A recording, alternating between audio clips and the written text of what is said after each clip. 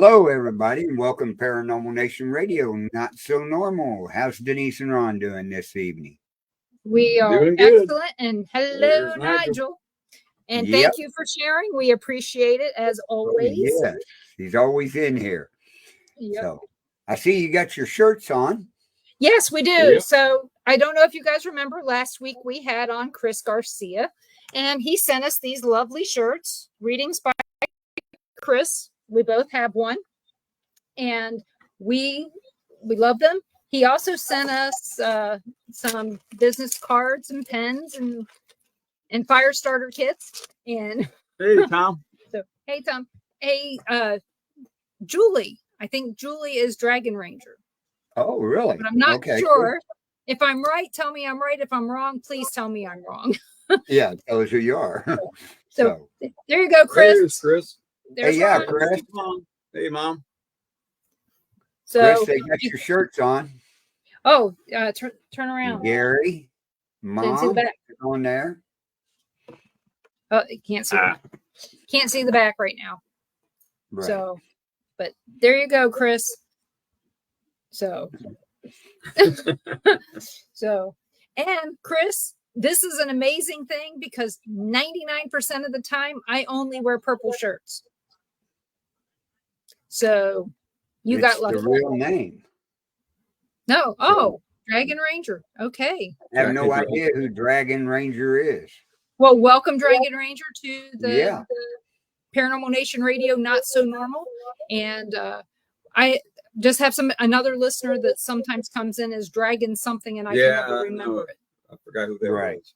So, but welcome everyone to the show. And tonight we've got a great guest. We have Sharon Day. She was on Paranormal Pride a long time ago at this point, back when I was a newbie, a much younger podcaster. And so we're going to bring Sharon up and we're going to talk to her about what in the world is she doing in Phoenix and what she's working on now. Welcome, Sharon. Hey. Welcome, Sharon. So can you tell everybody a little bit about yourself so that they know where to go with questions to start with? Oh, sure. I run Ghost Hunting Theories blog. It's ghosthuntingtheories.com. And I've been doing that for about 16 years. It's #1 in the world for ghost hunting and #8 for paranormal subject matter. So I cover everything. It's a lifelong interest. I was raised in what was considered one of the most haunted houses in America. It was a Civil War hospital. And even as a child, I questioned how it works and pondered how to communicate. And it led me into a lot of other paths involving UFOs and Bigfoot. And so ancient giants, psychics, you name everything. It just kind of, once you open one door, you realize there's something that kind of holds it all together. I have about 24 books on the subjects, and I am a screenwriter. Presently, I'm in a variety of different genres. Action, Western, martial arts, Western horror, classical ghost horror. So got a lot of screenwriting going on right now. That's my primary focus. And then I continue my research and broaden ghost hunting theories. So, wow. So what? You have so many things. I have so many questions coming to mind. They're running in and out really quick. So what is your favorite part of the paranormal? Ghost theories, the Bigfoot, the UFOs, the giants, the cryptozoology? You know, I go through phases depending on what I go down the rabbit hole in research and whatever draws my attention. When I was working on Bigfoot, I was brought into an elite research group to focus on language and whether they have psychic skills. And as I was doing that, it was during the time when everyone wanted to shoot a Bigfoot to prove they're alive. And, so I thought, why don't we just prove their lineage to show that it's feasible they exist? So that started me down the rabbit hole of ancient giants and their locations and the legends that the natives have of them. and it began to make clear what's going on. So I'd say right now, I love everything, but I'm kind of looking more into the quantum science behind it all. What we might see as magic is just stuff not of the material, and more of our existence is not material. Our whole existence is very, very small. I think if you reduce the physical matter of all of us, it's the size of a sugar cube. So there's this other 99.9% that we're not dealing with, and it scares us. And we classify it as spiritual or religious or demons or whatever. And so I just want to be able to have a communication with these things and understand it better, and then say, this is why it can exist. You said something that made me want to giggle. And that was, shoot Bigfoot to prove that he lives. If they shoot him, he's dead. Right. It proves that he existed at one time, maybe, but no longer now. It'd be kind of like shooting your grandma to show that she exists. Like, you just lost your grandma now. Okay. So, well, at least you get DNA. I mean, considering that we're running around in ATCs and camping, getting drunk and shooting deer in the woods, they're incredibly patient. We're in their living room, for goodness sake. They're probably take us down. They could have done it. We're probably a comedy to them. They're probably looking and go. I'm thinking that we're the finding Bigfoot, but it's finding humans. Yeah. Yeah. It could possibly be, but I think we're easier to find. Videotaping us. That's right. What gets me is everybody goes out looking for a Bigfoot with modern technology. Nobody can get a great picture. I know. It's got to be fuzzy or blurry or, you know. I had a theory that their hair is actually translucent, which would make them kind of vague in the forest. They literally bounce the light off them and soak in the dark. So you're not going to get a really clear picture of that. Their definition won't be there. And I think that's probably part of it. Now, I had witnessed one in the Sierras back in the 80s. We were hiking from 8,000 feet to 11,000 feet to, get this, Baboon Lake. Now, all I knew in the 80s, because there's no internet, all I knew was I'd seen the Patterson film as a kid, and I thought there was an ape running around Washington. Mm-hmm. So when I witnessed this, it changed everything for me. I'm like, it's not an ape, and it can be anywhere, And then it dawned on me, it could be anywhere a native can live. They can live because they both know how to live off the land. So I just felt like I had to represent that and understand it better, because I felt a communion with it. It was obviously in the human family.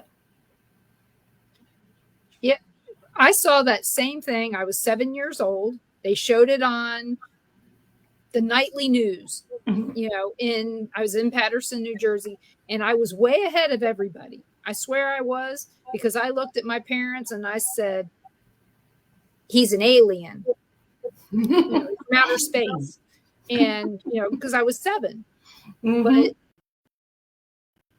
I never dreamt that remark in 1972, would be a valid theory now. Yeah, I think witnesses are probably our best prospect, because there is and humans have it too, the feeling when somebody's watching you, that their intention is upon you, and you turn and look and they're staring at you. They have this in many different ways, and they're extremely sensitive to that. So if you go pursuing them, you're almost surely not going to find them. It's the ones that are doing something else, thinking about something else, and stumble upon them. And as long as you can keep your wits about you, it can be an interesting connection.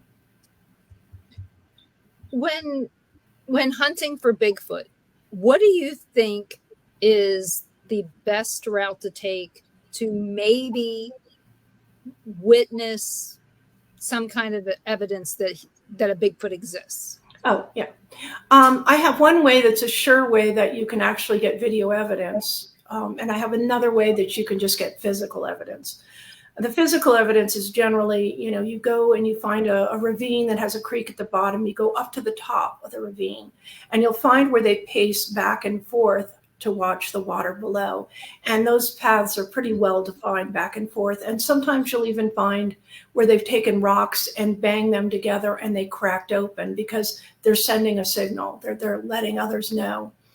But the most surefire way I can think of that you have a really good chance of catching one on film is you go out in the woods, you've got your video camera.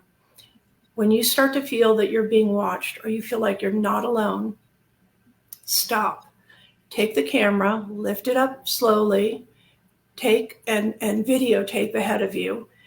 And I would all say a zoom in and out as you slowly turn 180 degrees.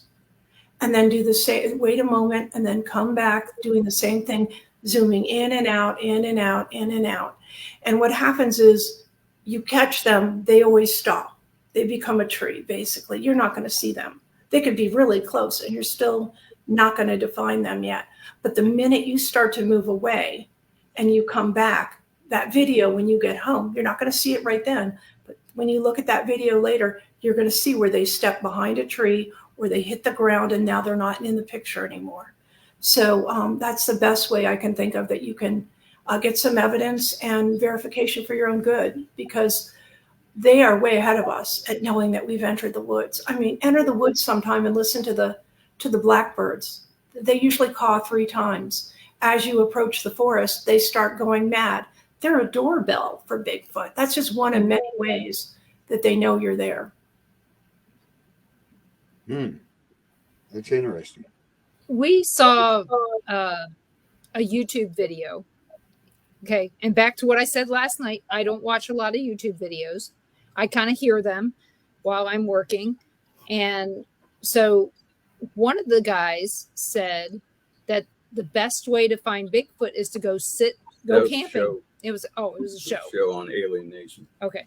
There you go. What? Oh, yes. So Campgrounds are definitely an attraction. Yeah, he said just go out there, sit out there and just be yourself and they'll come to you. Mm-hmm. You don't have to go hunting. They'll just come to you. I know people that live near forests and they want to go out and look for Bigfoot and hopefully encounter them. And I always tell them the same thing. Bigfoot is a little bit left-brained, right-brained. They're a little bit right-brained because they like to line things up. They're a little kind of OCD-ish. So what they need to feel safe is patterns. And it's the same way at a habituation site. If you live on a property with Bigfoot, they know who lives there. They know their patterns when they come and go from work. They know where on the property they tend to go. I always say leave a part of your property you never go to. And that's a safe room. So if strangers are coming to the house, they don't feel safe, they can go there and know that's a place no one ever goes. You know, just those kind of things. But if you're going to go in the woods, try to go the same time, same days, same path. Don't veer off your path. Don't go exploring and get off the trail. Just be predictable. Right, Nigel.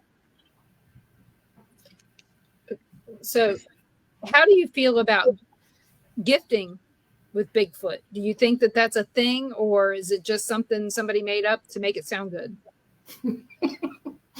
You mean them gifting us or us gifting them? Us gifting them. You know, that they only like Granny Smith apples. They don't like Macintosh. And Well, we heard. No, see, that's my problem. Okay, see, here's why I advise habituators. And one of the things I always say is never feed the Bigfoot. This doesn't go well. There's a few reasons. They get used to having that, and they get used to, just like us when we get hooked on Twinkies. They get used to it and get very angry when they don't get it. So you don't want to start that pattern. But even more importantly, they know how to find food. And if you take them, it's like those birds in the McDonald's parking lot that know where the French fries are. Now they've lost all their ability to go find food. And as well, you don't want them to associate humans with food gifts because we can't all be trusted. Yeah. So let nature be nature. I'm fine if you want to leave a blanket out somewhere or a toy. Those are okay. They can just happen upon them and then utilize them. They do that with a lot of our trash. But food, no. Yeah, I kind of feel the same way. It's like I'm not going to feed the stray cat in my yard because I don't want it to think this is home. Yeah, exactly. Right. So, but yeah, I see these I've seen so many of these different shows, like Finding Bigfoot, Killing Bigfoot, and Finding Bigfoot just always irritated me. I loved how Renee was always skeptical of everything. Okay. I loved that. But all the other guys were just so ridiculously oblivious to common sense, normal stuff. Oh, they were driving the Bigfoot away. They had no chance they were going to run into a Bigfoot because they're going to get in there. They're going to be tree knocking, rock knocking. Mm-hmm. They're going to put screaming baby dolls, mannequins, fireworks, you name it. I felt like saying, "What is this? Roadrunner cartoons? Are you Wile E. Coyote? Like, what are you throwing at these Bigfoot? You're making sure they don't come near." Yeah. So we weren't. I guess we were lucky this show got canceled because I guess that was the next thing. Acme was going to be their sponsor. Yeah. Acme. A giant anvil. Yeah. Yeah. Yep. I can just see. I mean, it is. They're the coyotes, and here's Bigfoot's the Roadrunner. They're never going to catch him. Nope. So there you go. There's your visual for today, everyone. Killing Bigfoot. Those guys are funny. Oh, and the thing Okay, is, we're pretty sure Bigfoot's coming down this road, so we're going to set each one of you just across from each other. When that sucker rolls down, you can start shooting. Okay. Good idea. Or they eat porcupine. Killing Bigfoot hunters. Yeah. Yeah, killing Bigfoot hunters. Yeah. What they should have called it. And the thing is so between these two shows, I got to the point You where couldn't pay me to go with them. same as Ames, they were comical. I mean, watching them, That was they were such nice guys, but it was so scripted.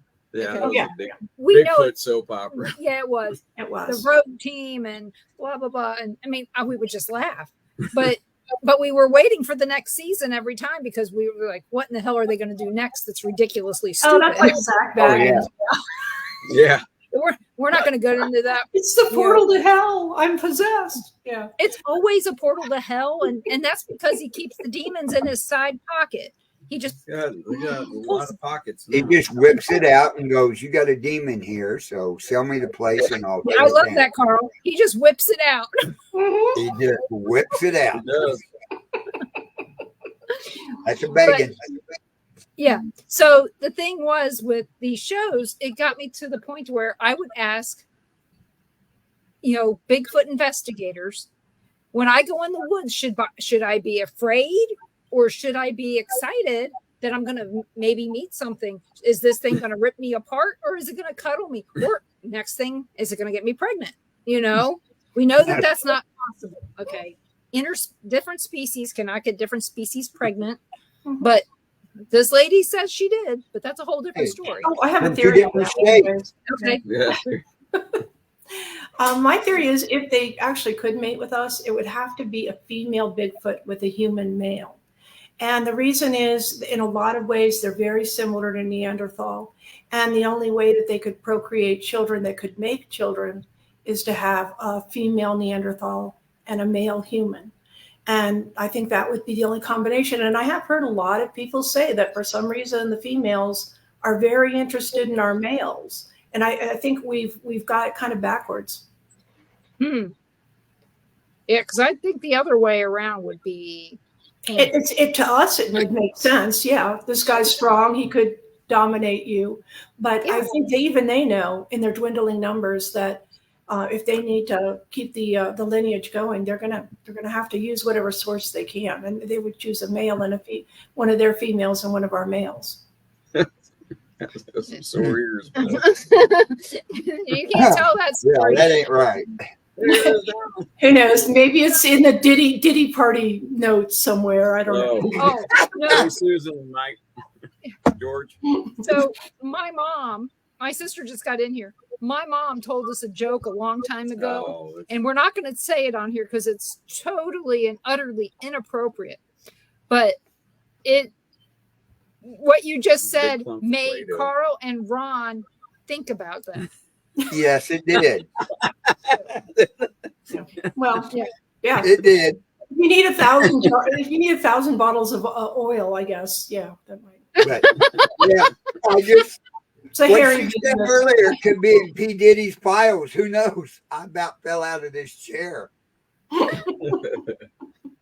got a good point there, Sharon. Yeah. So, Oh, but so thank you for that. We enjoyed that conversation. oh, Say they would probably Yeah. dry up.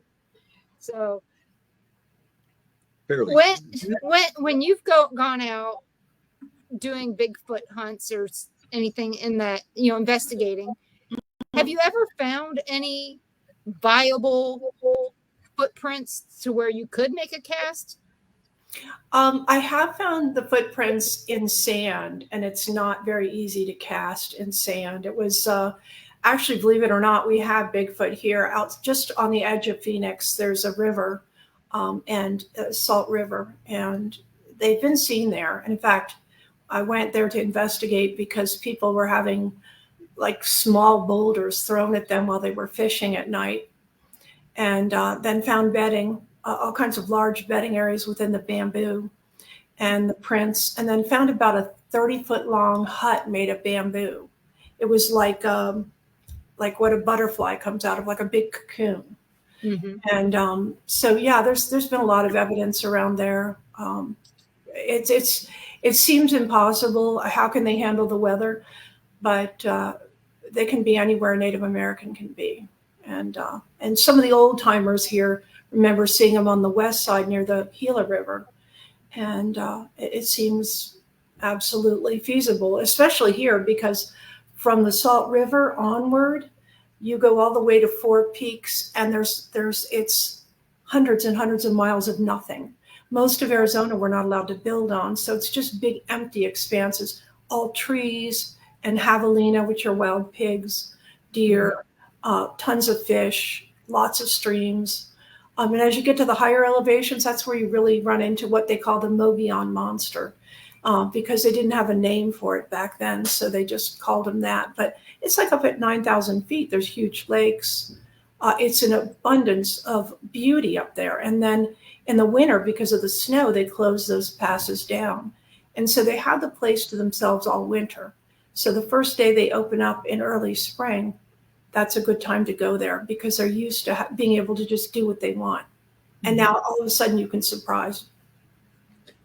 Yeah, we've been up to Flagstaff and around Williams and all that, and I could see where that's pretty nice there. Bigfoot couldn't survive in an area like that with forest. the long needle pine trees and the other conifers and all that. It just made me think of that when we were up there. Then you add in the San Francisco peaks. They're huge. I mean, you can't even get up there. You could see those for 120 miles. Like 120 miles away. You can see that. Oh, easily. Yeah, easily. Yeah. And I mean, Bigfoot's basically, they're designed for the mountainous areas, which means cold weather. They have large eyes like Neanderthal, where they can see a lot in the dimmer light. And that's something that's very northern oriented. They have long, strong arms and short, strong legs and long bodies, perfect for shuffling up mountains. I mean, they're just totally made for that kind of climate. But I think what they found on DNA of some of our ancestors, like the Denisovans, they found in their DNA they can handle any climate, and that's an intriguing thing. The Inuits got that gene from the Denisovans, and coincidentally, everywhere there's Denisovans in the native blood, there's a Bigfoot form. There's the Yeren in China, the Yowie is in Australia where the Aborigines have it. The Himalayas, you've got the Sherpas, they have Denisovan DNA and have interesting qualities, like their metabolism is different. They can carry their own weight and only use 50% of their metabolism where we would do 100. And their blood's thinner for high elevations, and their tolerance of thinner air. Those are all things they got from the Denisovans. They're all qualities we find in Bigfoot. And, and we've got the Inuits and the Peruvians have Denisovans blood in them, and we have Bigfoot here. So in Russia, Almasty, So you go around the globe, and anywhere there was a Bigfoot, there was also Denisovan mating with the people there. So are we talking about a pure Denisovan? Is that what this is? I've never heard that word before, so thank you. And this Denise does not have thin blood. I'm freezing all the time, even when it's 100 degrees. So just saying. Well, your pale, hairless face helps. Yeah. And that's another thing about Bigfoot. Their skin is a kind of a gray looking. And a lot of people don't understand. They try to figure that out with melatonin, and that's really not an issue.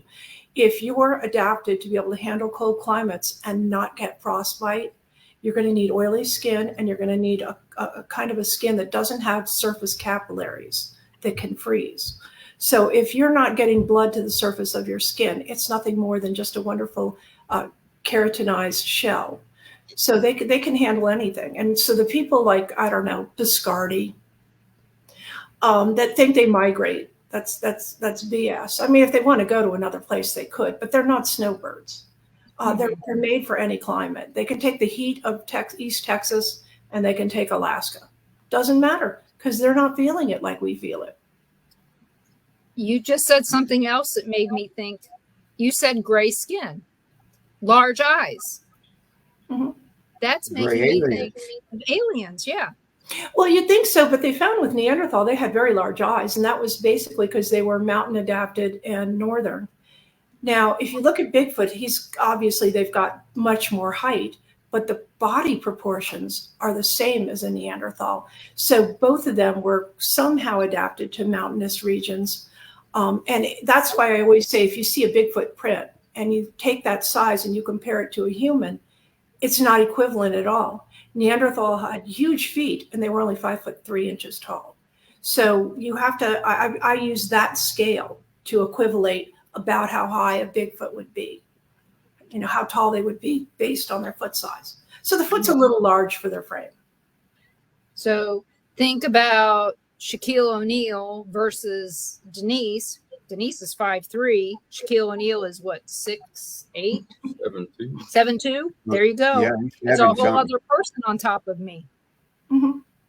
Yeah.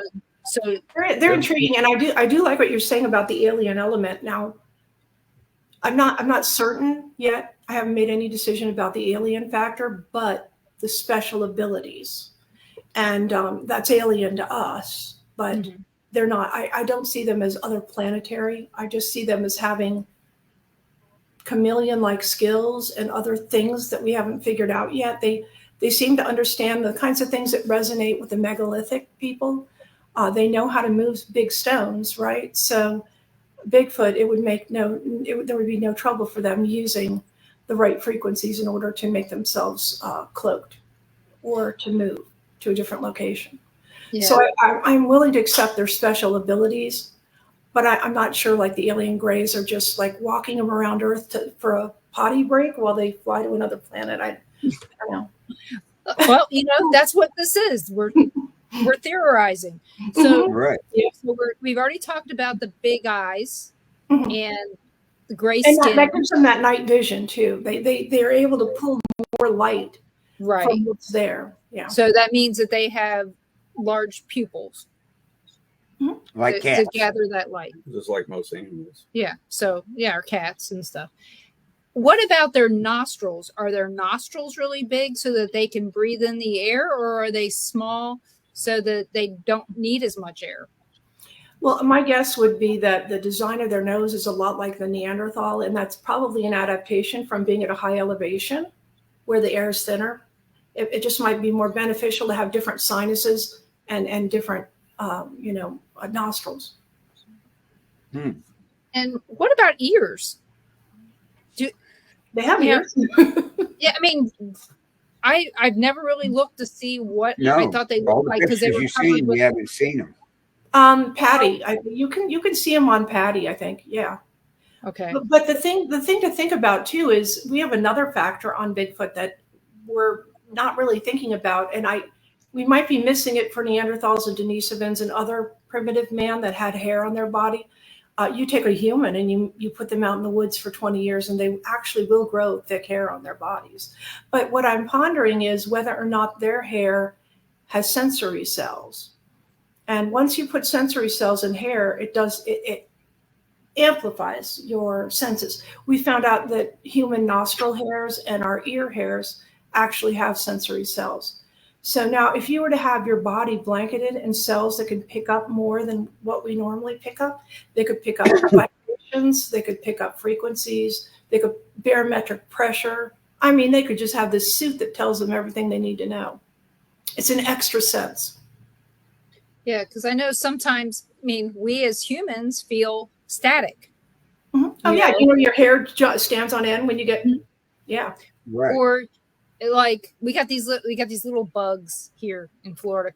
They call them no-see-ums. Oh, but you can feel them walking in, you know, and the little hairs in your arm. You can feel them, and that's about as far as I can say about that. You know, having the sensory of something. Mm-hmm. You know, I mean, I know we all get the, you know, there's somebody's eyes are piercing the back of my head kind of thing. Mm-hmm. Or somebody's watching me. I think that happens quite frequently. But I wrote a song about that. or you know, maybe it's the, you know, when people's hair stand up on the back of their neck. Yep. Maybe that's a similar thing. Well, you know, look at Native Americans. They believe if you cut their hair, they're going to lose some of their abilities, their powers, their spirituality. It's really cattle. Cattle knows the weather. When storms come in, they all crowd around each other. What do they have? They have hair over their hide. Oh, true. You know, when I lived in California, we had earthquakes constantly. We had like a major one when I was living there. And I remember the dogs. They had a certain howl that they used when they knew it was coming. It was within a minute of the earthquake hitting. And so after earthquakes, I would go out there and feed them treats like, thank you, thank you, thank you. I don't have this ability. Thank you for using it. I didn't know they did. I mean, I know animals do strange things before different things. Like today we had a bird menagerie in our yard. We saw a bluebird, not a blue jay. We did see like a flock of blue jays. I mean, I'm talking a buttload of birds, and we normally don't see that many. And then later on, I looked outside, and there was not a bird to be found. And I told him, I said, I don't know if we're going to get a storm. And it's like, nope. Apparently, they were finding the rest of the food, so they could keep going somewhere else because we're in a drought. So, but it's amazing when they alert you to what is going to happen next. Oh, yeah. And I wish that there was some way we could harness that information from the animals. Mm-hmm. Yeah, I always pondered that because growing up in the house that I grew up in was over 200 years old, but the North and South both used it during the Civil War. And the North even had built a fort on the property. And the wood floors were stained with the blood of soldiers. And I spent my childhood with a metal detector digging up relics and filling cabinets and the historical tours and all those kind of things. The house was very known to be haunted, and it was obvious right away.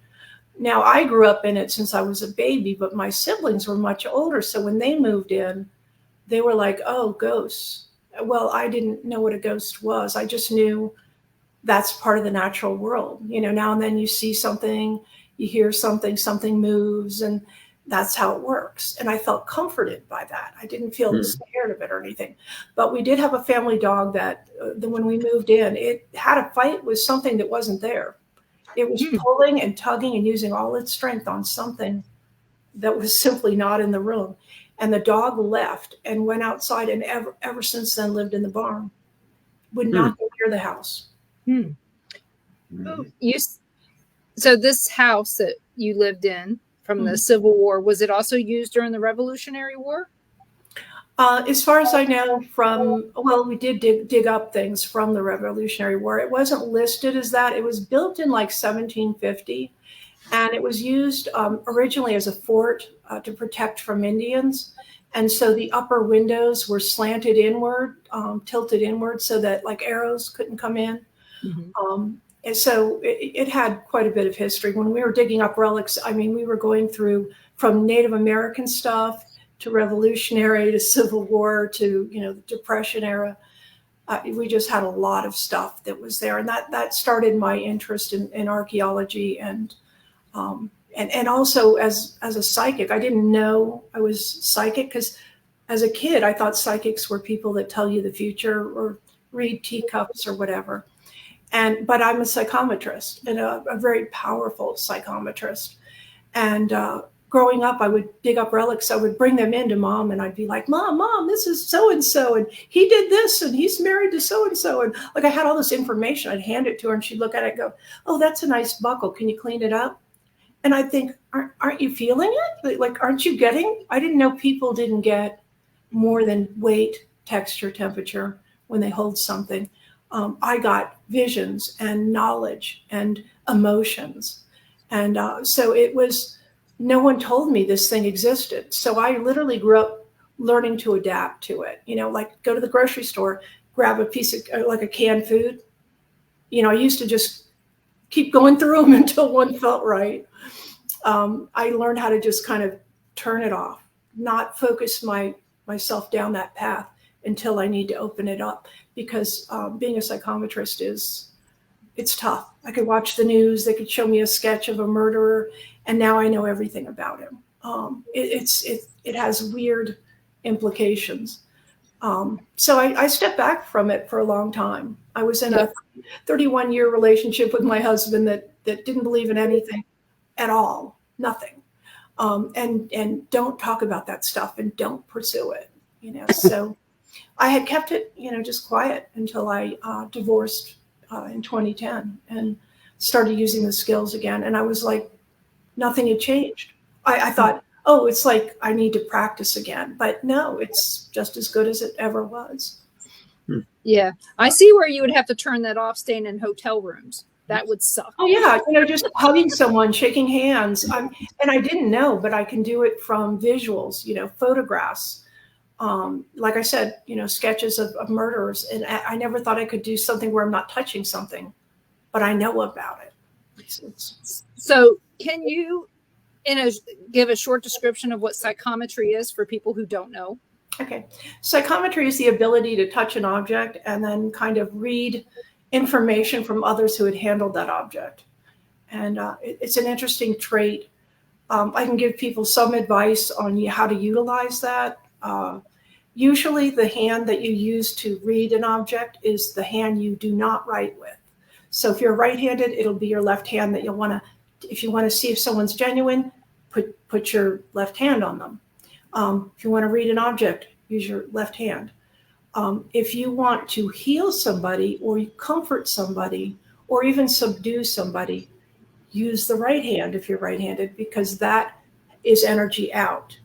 And the hand you don't write with is energy in. And that usually helps people. Also, we tend to be really intellectual and we want to be right. Don't second guess anything you're getting at all. Just spew it out. Don't grade it. Don't say, no, that couldn't be.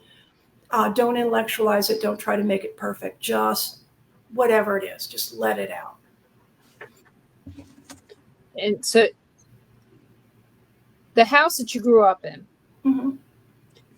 is it now part of the national parks or anything like that? Or are you still allowed to go out there and use a metal detector? And well, it's kind of a weird situation. Well, it's called Aspen Grove in Fairfax, Virginia. And when we sold the house, we sold it to a couple that were doctors and they had a kid. But then they realized it was way too much to maintain. So they sold it to a contractor.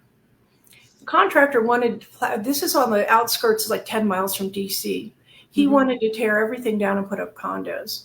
And the house is protected by the Historical Society because it is in fact, the Fairfax Museum has a whole big display just on Aspen Grove. So he wasn't allowed to tear the mansion down, and he wasn't allowed to tear down there were two boxwood mazes, one in front and one in back. So the mansion and the boxwood maze in front had to remain, but he plowed up the creek, which was a tributary of the Potomac, the Pohick Creek. Mm-hmm. He plowed all the outbuildings. He had no archaeologist on site, and put condos all around the mansion. So it's a very weird predicament, but in a really interesting way. One of the occupants of one of the condos contacted me and said, "Was there ever a fire here?" And I said, "What do you mean? like where? What happened?" And she said, "Well, when we moved in, my son was, I guess her son was maybe 10 or 12. He woke up screaming that there was a fire, and she rushed in there, and he had blisters on his hands. They were red. And she ran to the bathroom to get like cold cloths and stuff to put on it. When she came back, his hands were normal. And she said, I don't know, was there a fire here?" And I said, "Well, here, just a second." So I went on Google Earth. I got the property on Google Earth. I put in X. The Union soldiers had built a fort on the property. And when the people who lived there, the Quakers, they had been driven out by the war, but they came back after the war. And they used the fort as an outdoor kitchen, but it caught fire and burned down. And her condo was directly on top of it. So that was just one of a lot of weird incidents that shows there's still activity, no matter, what's going on there. So my sister Donna, she asks, have you ever worked with law enforcement or the courts? No, it's strange because there's been some there's 2 Arizona unsolved cases. I would love to, but I don't do psychic professionally. So I keep myself under the radar. And most of that is just because when people learn my skill, they become dependent on me for everything they do. And the problem is when I do a reading, that's now my memory as if I lived it. So I've got people's stuff in my head that I can't get rid of, that I feel like I lived. So I want to help. If they needed the help, I'd be out there in a heartbeat. But I haven't put myself out there as a psychic and gotten that notice that would make them say, "Oh, she's a known psychic."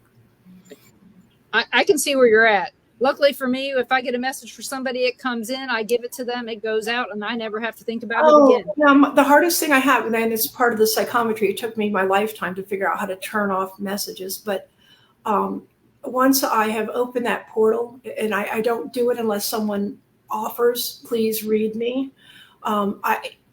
Even in my marriage, when I thought my husband was stepping out, I would not read him. If he would have said, "Read me, you'll see I'm not doing it," I would have read him. But it's just, there's ethics to this. And it only causes more problems if you invade a space that's not permitted. So, if somebody will ask me, "Hey, do a reading." I used to go to parties, people would throw their jewelry on the table. I'd start doing readings from each piece of jewelry. But when I would leave there, it could be days or weeks later, and I can go back to their childhood home. I can start to see more people that were in their life. I can see more incidents from their childhood or their teen years. Or it's like I couldn't shut it down. And I closing that portal, the only way I can do it is just simply, I refuse to look at it again. Because if I look at it again, now I'm getting more information. So it's a real tricky thing. It's like the Akashic records are a stream, and you get caught in it. And sure enough, that leaf that you ran into around the next bend, the leaf catches up with you, and you see it again. So you can't get out of the current. That sounds like it would suck. It's exciting for me. As a writer, it's very helpful because. Yeah. But how do you determine your memory versus theirs? Right. Well, I can look at it objectively. I know how they felt.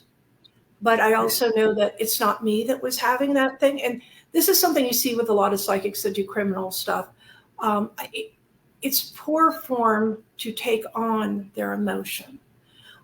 If you were on a boat and you fell off, would you want someone to jump in after you, or would you want somebody on the deck to put their hand out and pull you up? So you don't want to join that emotion. You don't want to be the person being murdered. I can watch it very objectively because everything's already happened and everything that will happen is out there. It's not necessarily fate. It's just we think in terms of time, and time's really a measurement of attrition. It's not really of any consequence. These things are there. I do airline disaster dreams. I can't call up an airline and say, look, I'm nobody, but there's going to be a flight to Hawaii, and I don't know which one, I don't know when, Yeah. But I literally am on the flight. But when I'm on the flight in my dream, I go down with the plane. But I also know I'm not going to die. I know I'm there to witness because I can talk and no one can hear me. No one sees me. I'm just there to experience it. So you can imagine after a few dozen of those, I don't like flying. I know what it's like to go down in every situation. So do you believe that you're remote viewing at that time, or that you're just having a prophetic dream? Yeah, it's kind of odd. I wondered, why am I supposed to witness this and I can't stop it from happening? This is Right. an already ordained event. And I'm seeing it at a different time. Maybe I'm seeing it, when at the time that it really happens, and then I'm coming back to this time. I have no idea why I have to see this, but I think that, in your dream state, it's very easy to reach you. This is why people encounter ghosts in the bedroom more often than anywhere else. You go into alpha state, you go into delta state, you have all these different brainwave states. And if you talk to any psychic, they are using different brainwave states. So suppose you're a spirit and you want to show yourself to someone, they're not necessarily psychic. There's no better time than to wait for them to sleep. So we have another question from Tom McNicholas. He asks, have you ever received information you thought was the truth, but later learned it was false? Wow. I don't think so. Yeah. I can't think of a time I've ever done a read and I was completely off or something wasn't right about it, or even the serial killers that I've alluded to, I had them right. I described them to a T. I didn't have their names, but I had their everything about them and where they are and how they do it. So, yeah, I mean, it'd be interesting to get something that's really off. Here's a great example. Okay, you have psychics that go on TV and they're like, oh, they're handing you a pink rose. They're sending their love. Oh, give me a break. Give me substance. Of course, they loved you. They're going to give you a flower. But when you're psychic, you want to be right. And your intellect, sometimes you'll read somebody that you know is wealthy, but you see poverty. And so you're going, oh man, I'm going to screw this up if I tell them about poverty. You got to tell them about poverty because that's what they grew up in and you didn't know that. So you can't question yourself. Egos get in the way. I was at a singles party and a guy came up to me and he goes, oh, I hear you're psychic. Here. And he took off a wedding ring and he handed it to me. He said, I dare you, read it. And what I got made absolute, like the chances that what I got are accurate are like getting bitten by a shark while a tornado's on top of you. Like, how did I know this? But I just said it because I don't question it. So the first thing that came out of my mind was, this has been in a junk drawer for a long time. Like the drawer in the kitchen that just has like a loose stuff in it. You took it out and you put it on as a symbol. And you got it from a man. And when the man gave it to you, he said very specifically, this means something to you, not me. Now, anyone else at a singles party and a guy takes off his ring, you're thinking, oh, he's separated, right? It ended up that this guy had just put the ring on as a sign to his brother who was married and left his marriage because he was gay. And the brother gave him the ring and said, this means something to you, but not to me. Like, accept that the marriage was false. And so the guy had put it in a junk drawer in his kitchen and he had forgotten 8 months it sat there. And he just 2 days ago put it on to show his brother that he's okay with it. And see, most psychics would be like, no way, I'm not going to say this. I'm going to be totally wrong. Well, being wrong is important. It is. I learned a lot of things. Nobody's perfect. Yeah. A lot of it's interpretive too. Like I had you get images and so you equate them with certain things. And so I found out that one of the images I get, I apply to Native Americans and another one to Jewish people.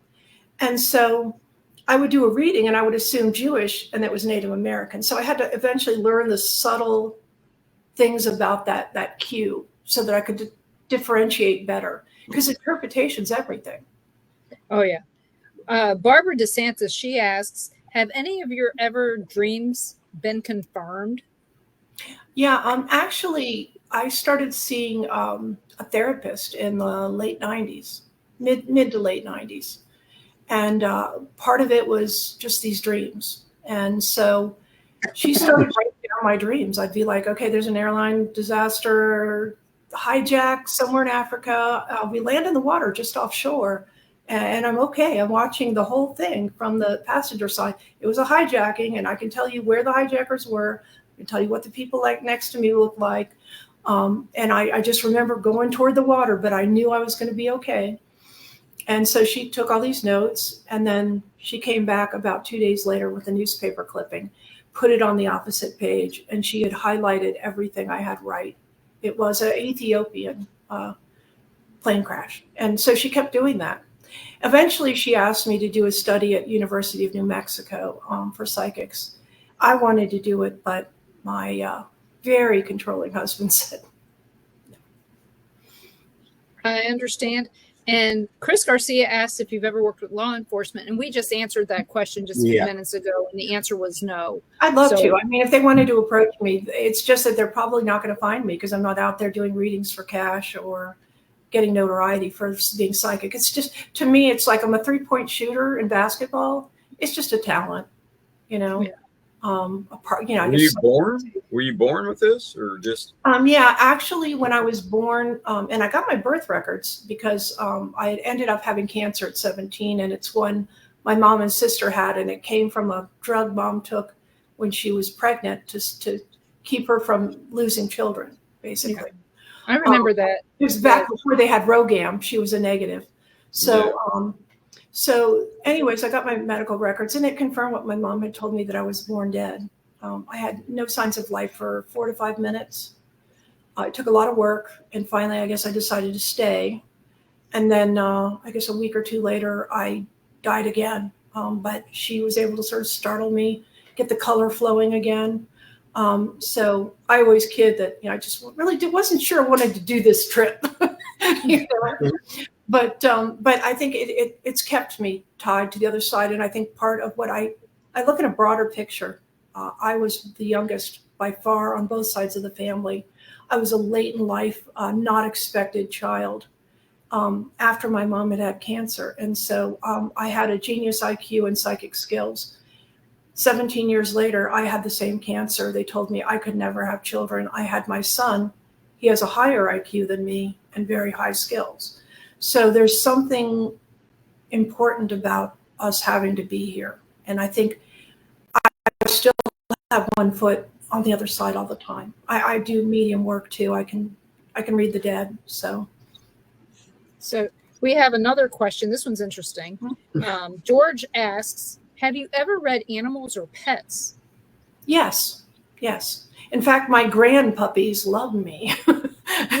They recognize me. Even if I'm just enter the house, they know it's me. They do those special barks that are only for grandma. When I work with animals, I do a lot of massage work and healing work. Mm-hmm. And the animals will look me in the eyes, and it's the most honest and human thing. There is a person inside of them, and it's like they're mute. They can't tell you what they want, but they look at you, and their eyes let you know. They're amazingly. Why is this one ornery? Yeah, this cat we know. We know what she's thinking. You'll be petting her like this. She'll be purring, and then she'll just turn around and go. Bite your hand. Bite him, not me. Mm-hmm. Yep, that's the only way they can let you know. Had enough. Yeah, no. Is that what it means? Had enough? It could be had enough, or it could be playful. Yeah. Well, she's not playful. She's my cat. She's my cat, and I tell her all the time. She keeps acting up. I'm going to have her put to sleep. But she's 16. Almost 16. Oh wow, that's amazing. Yeah. Well, then you can allow her to have idiosyncrasies at this point. Yeah. She's been like that for a while. Yeah, she was near death like 6 years ago. Oh my. And doctors have a term for old people. Their temperament when they get old. She'd be pleasantly demented. Oh well, they're also. We want to know why the cats always find out where our feet are in the dark and try to kill us. When they don't even realize if they kill us, there'll be no food. And I've said this 100 times, if not 101. The doctor will ask us if we're safe at home, and I'll say no. Our cats are trying to kill us. And I know that they mean, are we beating each other up? But no, the cats are doing it for us. We don't have to do it. They keep you on your toes. Like getting up in the morning. The dogs know I go from the bedroom to the kitchen to make the coffee, right? They got the whole house. Why do they have to lay right in the path that I take every morning? I don't miss a minute. Yeah. I mean, animals it's an amazing thing. They have a completely different way of thinking things out. They're into rhythms and patterns, and they like to know when everything's happening. I mean, look, your dog will stand in front of the door right when you're coming home from work. They know. They have a clock. Yeah. When I used to work at the office, and I would leave, she'd wait for me. I did a business trip one time, and she sat there, 3 days, waiting for me to come back. And then, when you walked in. Oh, yeah. How dare you leave for that? We got 3 dogs who did the same thing. Well, animals are kind of like people. They have souls. They do have souls. They do move on. There's no doubt about that. But just like people, our souls were pure when we got into the body. And depending on conditions and temperaments and chemistry and genetics, we can be real a-holes, So animals could do the same thing. But then when you return back with a clean soul. It has nothing to do with the mortal. It's just a testing ground. So we have another question from George, and I'd like to thank everybody for these questions. They're excellent questions. Yeah, thanks, y'all. George asks, do you think a near-death experience heightens people's abilities? And I want to expound upon that. I say yes. Do you think that the death experience, there's near-death and there's death, a distinct amount of time that somebody's already dead, do you think that has anything to do with their abilities? Yes, absolutely. I'll give you an example. My father, when I was 16, he had a heart attack and died. The paramedics were working on him. He lost all signs of life. They said, he's gone. We've lost him.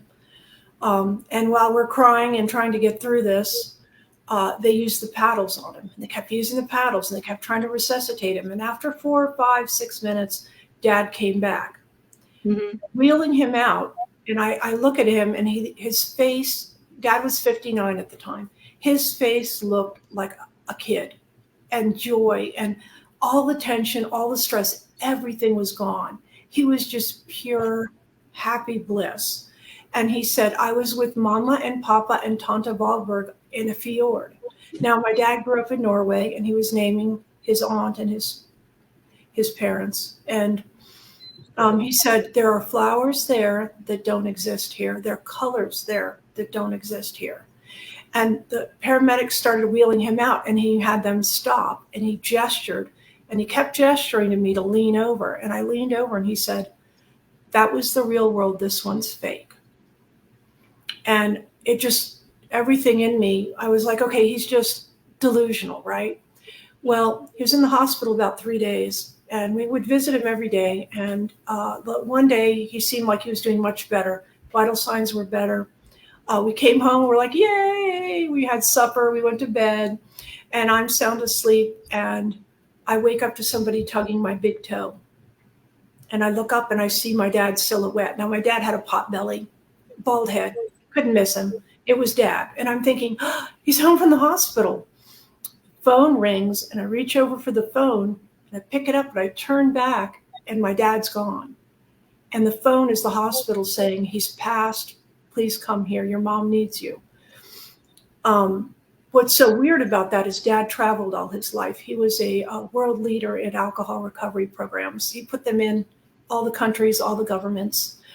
He was gone all the time when I was growing up. And I always worried because a lot of near misses in the plane, they would land with foam on the runway. And I was worried if, Dad, are you coming home? So my mom told him, look, she's in school. Don't wake her up. Just let her know you're here. So he would tug my big toe when he would come in. And that was just a little like semi-awake, warning that he made it to home. And it's so odd that he did that. I was the only young child left in the house.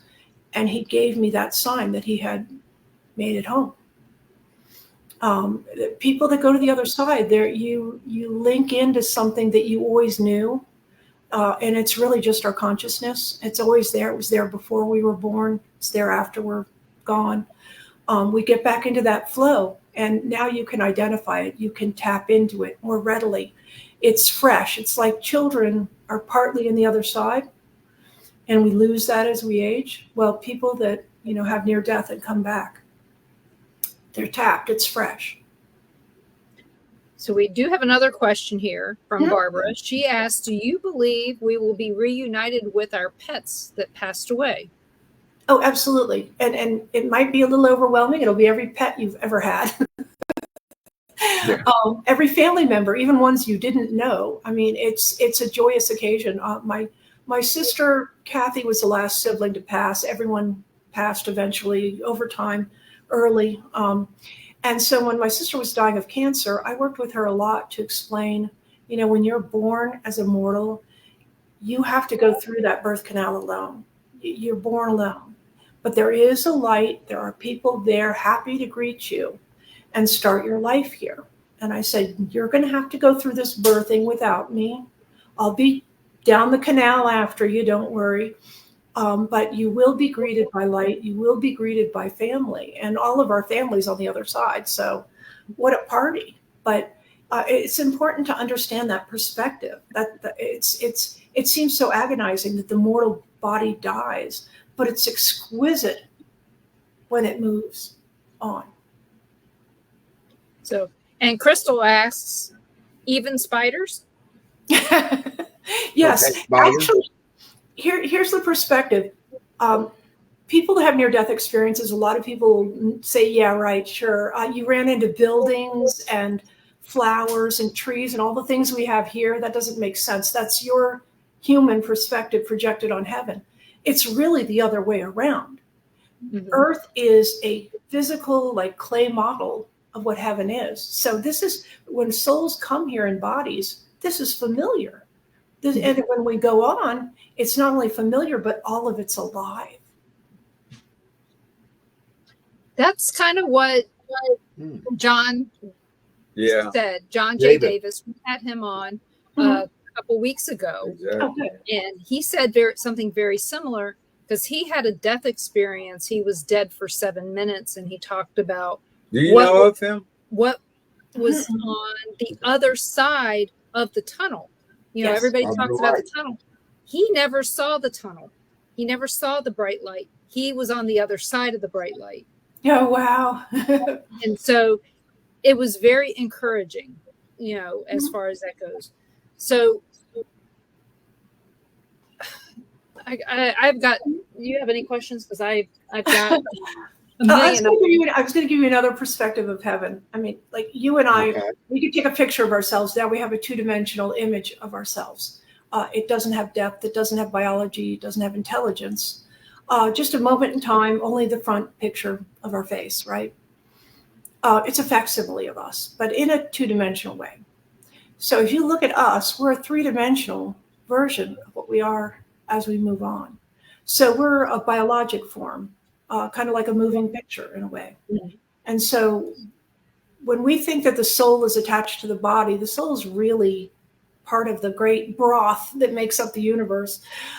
It comes together in once your consciousness in the human body is shut down, and then now the consciousness is free.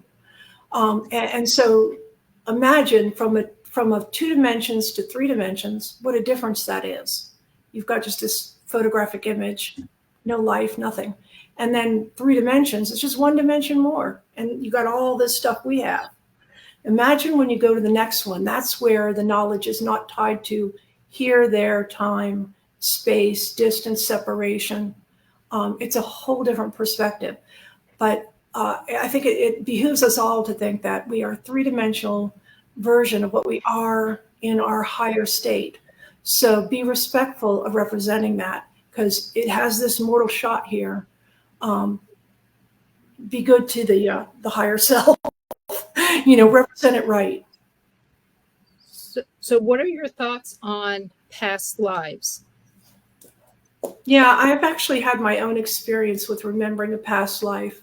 I think it's entirely possible. I look at people like we already brought up Diddy. Now, there's somebody that obviously had not had many times being mortal, absolutely abysmal at being a human being, doesn't know what to do with it, very primitive. And then you have people that are old souls that have obviously done this many times. So I think you have the chance to come back and improve. And I think that's why people pick some of the hardest choices when they decide who to be and what family to live with and what condition to have, or what future, even a short life. It's filling in the experiences. So I think it's quite possible we have the choice to come jump into a body. And when we go back, we're treated like warriors, no matter what we did here. It's like, yay, you went and did it. You were brave enough to do this thing you couldn't imagine being mortal. And you did it. So one of the things that John said was that Earth, being on Earth, is the hardest place to be. Mm-hmm. Mm-hmm. So if you choose Earth, we're like the settlers of America. Everything's going against it. But no, I mean, I would think if you were to compare us with other planets with life, we're still at a very primitive stage. I'm sure we have technology around us, but even monkeys use sticks. So it's not that we've actually gotten closer to the conscious stream. I think the more people get into the spiritual aspects, the more they tap that stream, and it's so much higher above than this. We get so caught up in what the Kardashians are doing or how much money's in the bank, but there's this amazing plane above that where you can literally, if you tap into that consciousness, you can float above any issues, and that's part of the form of what they call manifesting.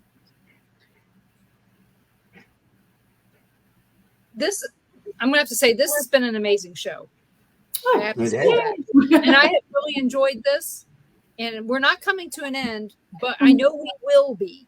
And so we need to talk about stuff like, what are you working on that we can look forward to in the future? Oh, wow. One of my goals is to actually uncover an ancient giant. And there's a lot of issues with that because there's legalities. Obviously, you find anything that's ancient in America, it's immediately handed over to the Native Americans who can bury it properly, even if they never lived there, even if this skeleton is nothing like their people. It doesn't seem to matter. The government just wants them to go away. And that's one way to kind of shuffle them off. I don't want to break any laws. I just want to be able to live document entering a place where there is one, measuring it, taking photos of it, sharing that live, letting people know these exist, then call the authorities to take care of it. But when the authorities come, I want a card, I want a phone number, and I want to show people how all of this gets missing. So that's one of my goals. And I've got a few potential locations. Okay. And I know that you have your Ghost Hunting Theories website. Mm-hmm. Are you working on anything new to add to that? Well, that would definitely be part of that. I know. The research.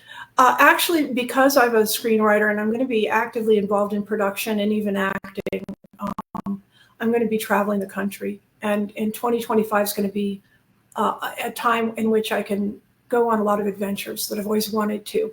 I know of a site where there's ancient artifacts in New Mexico at a cave, a very hidden cave. But the artifacts are from the Marquesas Islands. They're very ancient. The entire cave had been worked over and sculpted, and a dais built for these little figurines. It shows that very, very long ago, travelers from 4,000 miles off of Mexico actually got to this cave, and I would like to know what all's in the cave. I want, to have that weighed and measured. And I'm hoping to bring in a documentary team because one of my production companies I work with does documentaries. So that'll be an ongoing thing too. Again, I'm working on the team that'll go in there and document this. There's a lot of things to be unearthed. That just sounds like fun. It is. It's just the most amazing thing. Yeah. What has been the most amazing thing that you've found in your adventures? Oh, wow.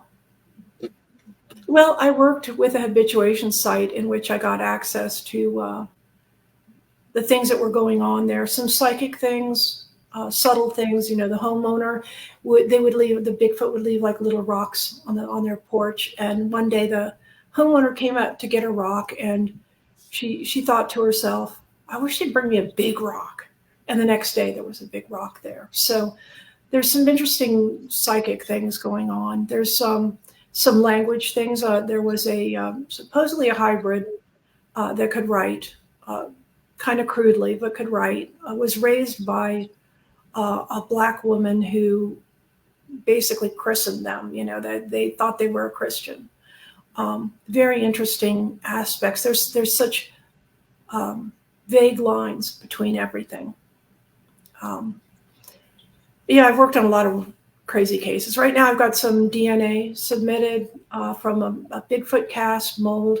It's a 16-inch footprint with 2 handprints in it as well. Big knuckles. When that came out of the mud and the researcher handed it to me, I had to carefully go through the cast.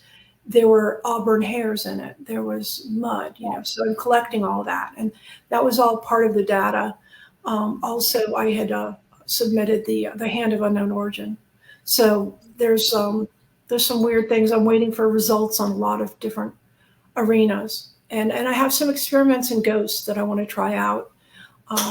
Ghosts don't have auditory canals, so let's use consciousness. Instead of an EVP session where you ask questions out loud, let's all think the same question for a half a minute.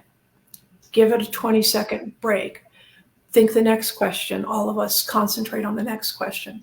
What happens a lot of times when we do EVPs too is somebody will ask a question, and the guy over in the corner is thinking about what he's going to eat for dinner, and the woman over here is thinking about is her husband, cheating on her, and you don't know what's getting answered. It'll seem nonsensical. You'll be like, well, I asked for their name. Why are they saying this? So I think we all consciousness is the key. It's the key to UFOs and aliens, and I have had gray encounters with mind speak. It's Bigfoot. Bigfoot utilizes it as well, and ghosts. I mean, consciousness is everything, and we just get so caught up in our 5 senses that we think, oh, I got to talk out loud, and I should hear it with my ears. And no. What you just said made me realize why so many people get EVPs that say dick. I know, right? Yeah. I've done that myself. I'm like, my stomach's growling. I better step back because that's going to come across. Yeah. It's Tim. I know. Yeah. I always tell my team, we cannot do this after dinner because it sounds like some evil thing possessed. Right. That's why we always have chili dogs, so we can guarantee that there's going to be. Yep. You're going to be tagging every sound. That's Denise. Oh no, our problem is me. I burp like. She burps like a sailor. You wouldn't believe it came from me. Okay, we'll just say that. Ron spends all his time saying "excuse me" because people don't believe it came from me. Yeah, look at me first. And I know I do it. I love it. I love it. He'll take one for the team. Yeah. And the thing is, it happens all the time when we're on these things because we have to eat before we go, and your stomach's full, and things start moving around, and it's got to come out one end or the other. Right. And I'd much rather be this one, So, but yeah, so with Tim, we'll probably always get meatloaf if we're trying to do an EVP session. Right. So, but yeah, that's one of the things, that makes a lot of sense, because if this one person's thinking about this and this person's thinking about that, I could see where the spirit might go, you guys are bombarding me with questions and they're not anything kind to of do thought with about that too. Really think about one. We may have to try. Hey, we may have to try that at Ashmore. Yeah, you should do that. And yeah, honestly, just like write down 5 questions, give everybody a copy, and something just says start, and then we'll do that. Next, and then you think the next We'll try it. Yeah, we'll just bring your 3x5 cards and write out 5 questions. Yeah, let's do that. Yeah, 5 questions. Okay, everybody just read this. Now put it in your mind, and we'll turn on the echo boxes and see what happens. Very good. I like that.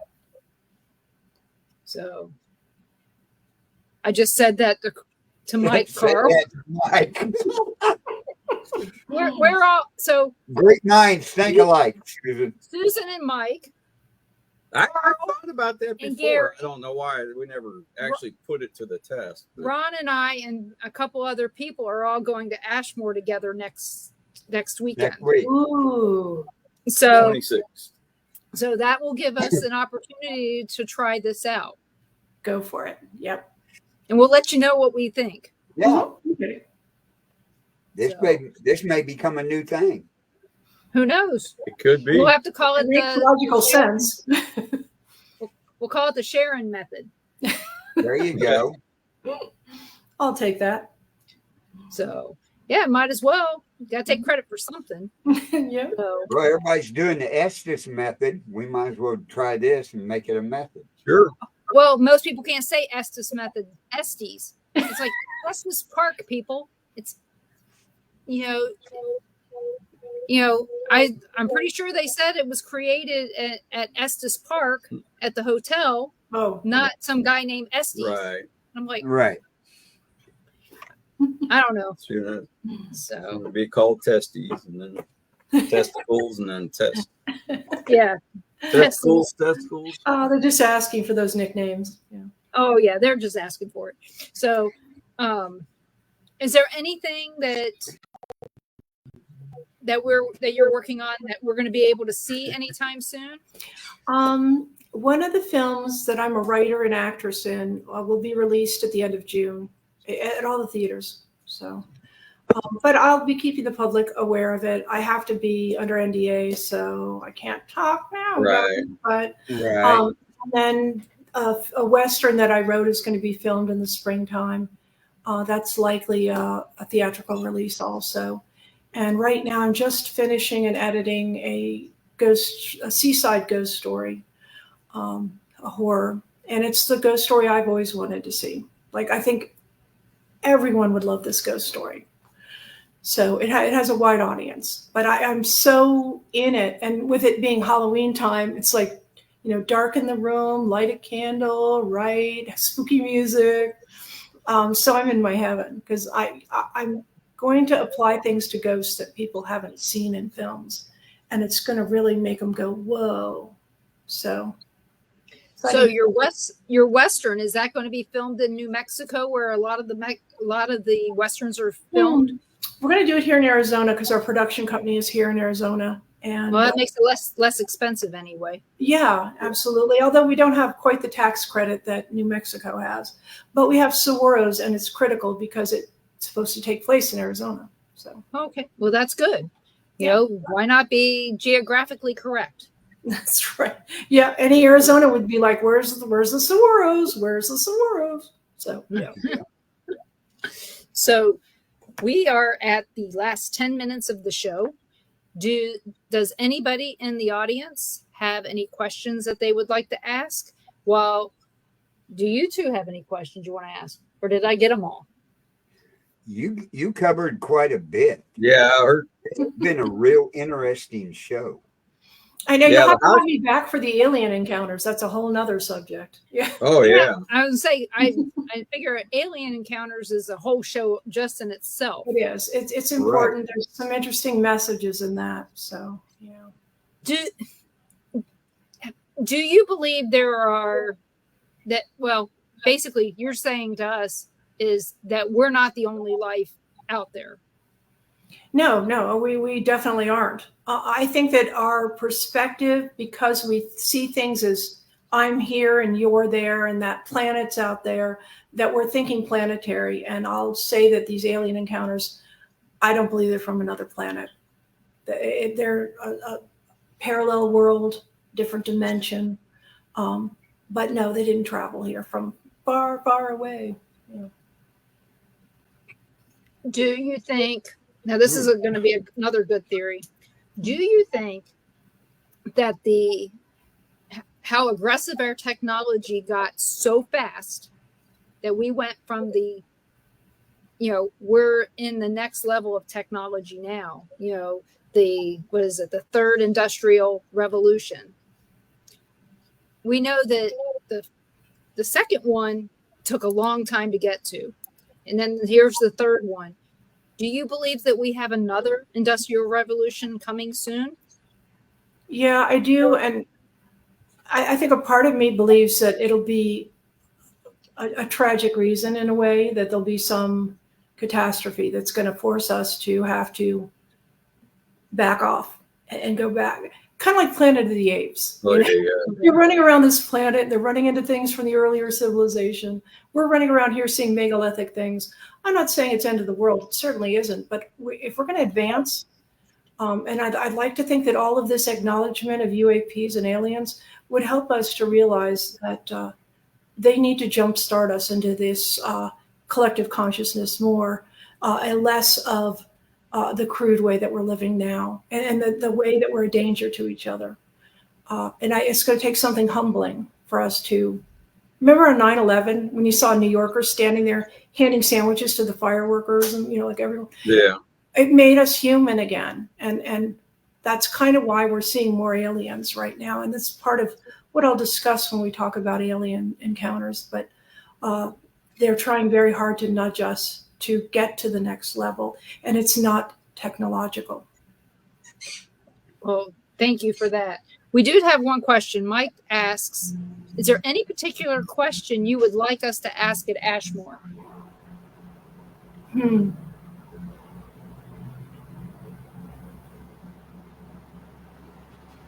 If you don't have one, that's fine too. No, I think I would want to ask something a little bit more elevated. Normally we say, do you know your dad? Or, what's your name? Why not ask, if you are with us, are you also in another location right now? That's what I want to know. That because the night my dad died and he showed up and was pulling my toe, my big brother, all the way across country in West Virginia, had an encounter with my dad at the same time. Yeah. So we think in terms of one person, one soul, and that's not really how it works. You can literally be everywhere you've ever been, just simultaneously anywhere. You don't have a body. You don't need that. You're a flow. You're an energy. That's a whole different thing. I mean, look at our energy. We have it running through power lines. You go across the whole freaking state. So, imagine if you make yourself into an energy, what you can do. Well, I got it written down. We'll make sure we ask that question. Yeah. And we'll make sure we'll videotape it while we're doing it. Oh, that's sweet. Well, we'll be live at Ashmore a lot. Okay, good. Yeah. We can do that part live, definitely. Oh, yeah. So make sure you guys tune in for that on probably 3:00 in the morning? Anywhere between 11 o'clock at night and 5 o'clock in the morning. Well, see, I'm on California time right now, so. Right. Well, remember, we got the place until the afternoon. So 11:15 to, I think, 4 o'clock is what Susan said, somewhere around there. So we will be very, very busy. But I would like to thank you so much for coming on, and we will definitely get you scheduled so that we can talk about alien encounters. 6 p.m., Carl, 6 p.m. So we got it from 11 p.m. until 6 p.m. the next night? Yep. Wow. Jinx. My fingers tingle. It's an active I want to touch everything. So that's another thing. Briefly, I can tell you, if you have people on your team who are not psychic, give them divining rods. I did an experiment where I went into a haunted room with a map of the room, And everywhere there was energies, I put an X, and I put it in my pocket.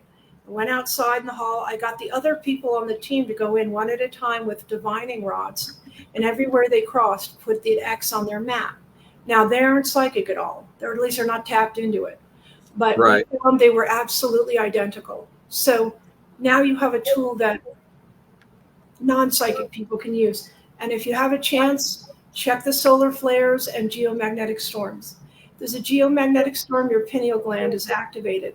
And on those nights, on all of my investigations, 100% of the time, when there's a geomagnetic storm, we called it an active night, because people that weren't even psychic were actually having encounters. It's not that the activity changes, it's that their ability to perceive it changes. So geomagnetic storms, good plan. Yeah, there's an app that you can get for your phone that tells you when and where, but you can find that out by looking at NOAA. No, that's what I do. Yeah. So Doesn't it make a difference with the people you investigate with at a location? No, that has something to do with the activity too. No, not really. But then, No? as a psychic, I kind of know where things are happening. And sometimes I can actually envision what the person looked like when they were alive. And I've taken people on that have never done any kind of ghost investigation. It doesn't seem to change anything. I've had a few people that were sort of angry personalities. And so they came in like at the end of a bad work day and they're just pissed. Yeah. And it does seem to make it harder to read the environment because our own energy changes things around us. And that's that manifestation thing, If you focus on your bills, you get more bills, So he was just attracting a lot of, or not attracting, he was actually scaring away anything. Yeah. Yeah, we just believe that if we have people with good attitude. Yeah, high energy, really enthusiastic. That's, I don't know, it just seems. It makes it more fun. Yeah. Because if you're not having fun, why do it? I agree.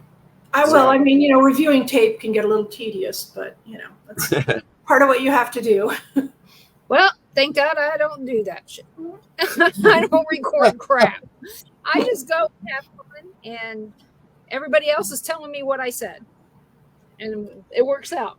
So, but we will get you rescheduled so we can talk about the aliens, because I'd like to hear that. This has been an excellent, excellent show. And I think everybody who's been in the chat room tonight has enjoyed it. We got lots of good ratings on this one. So, good questions. And I'd like for everybody to know that they can join me every Monday night at 7 p.m. Central for the Paranormal Pride. Everywhere that you've seen this tonight is the same place where you can see that.